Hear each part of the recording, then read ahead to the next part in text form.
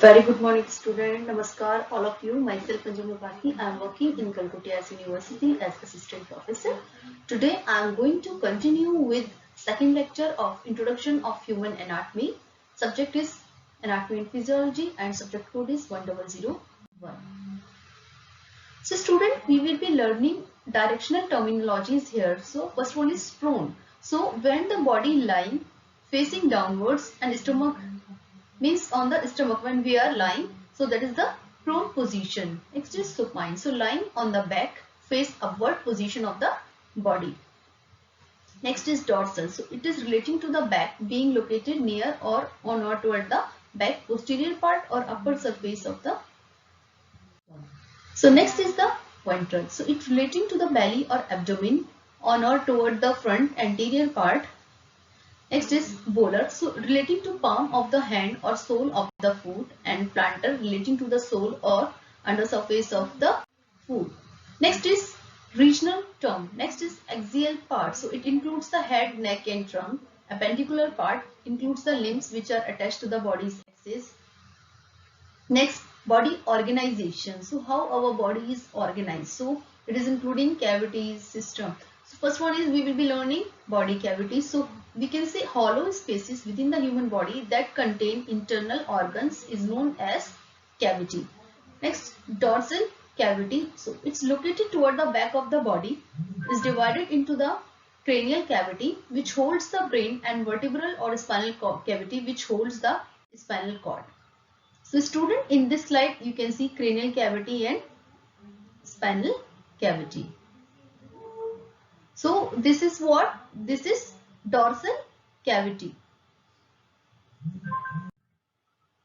Next is ventral cavity. So it located towards the front of the body. It's divided into abdominopelvic cavity and thoracic cavity by the diaphragm.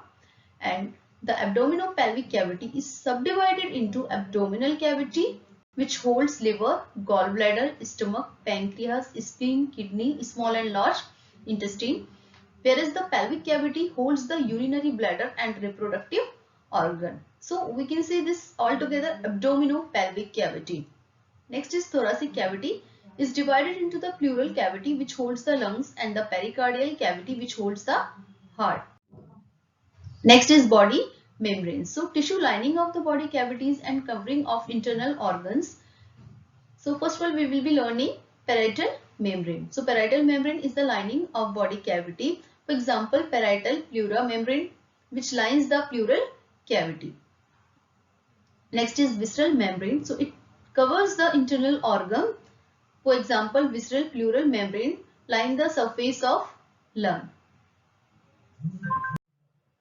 Student, in this slide you can see there is a fist which is inside the balloon, and that balloon is occupying the air inside the cavity. So why we are learning here? For learning the visceral and parietal membrane. So parietal serosa is representing the outer wall of the balloon, whereas the air is occupying the inner layer of the balloon. So we can say it's directly attached, it is directly holding the visceral serosa, which is the inner wall of the balloon. Next you can see diagram of heart, in which you can see the pericardium space within the serous fluid, and there is parietal pericardia which is the outermost layer. So parietal pericardium is the outer layer and visceral pericardium is the innermost layer, and the pericardial space which is holding the serous fluid is the middle space of each layer.